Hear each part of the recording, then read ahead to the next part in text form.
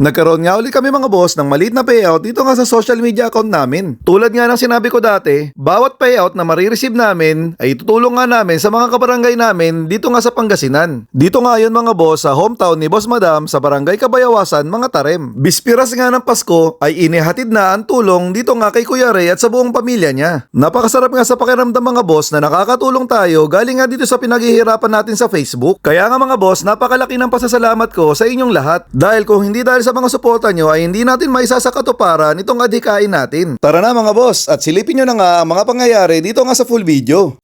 Let's go! Medyo natagalan nga yung second payout namin mga boss. Medyo konti pa nga kasi yung mga followers namin at konti pa rin naman talaga yung mga nanonood. Kaya napakalaking pasasalamat ko talaga sa mga loyal na nanonood sa akin. Ito na yun mga boss. Nakikita nyo na nga yung bunga ng pagsusuporta nyo sa akin. Saludo ako sa inyong lahat. Nagpapasalamat nga ako sa biyanang ko kay Papa ni Boss Madam.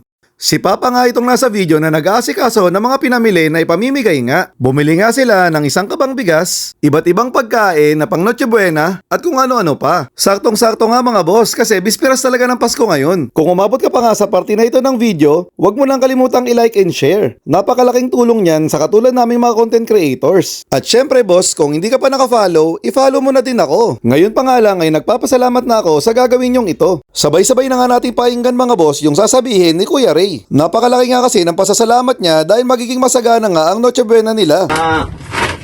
Boss Pogi, Boss Madam, nagpapasalamat ako dahil kahit malayo kami doon sa inyo, inaalala nyo akong bigyan ng handog na pamasko namin. Sana marami pa kayong taong matulungan na kagaya namin na kinukulang din sa pagkain. Kaya sana pagpalain pa kayo ng kung may kapal at marami pa kayong matulungan na kagaya ko. Maraming salamat at masaya ang Pasko at masaya ang bagong taon sa inyo. God bless.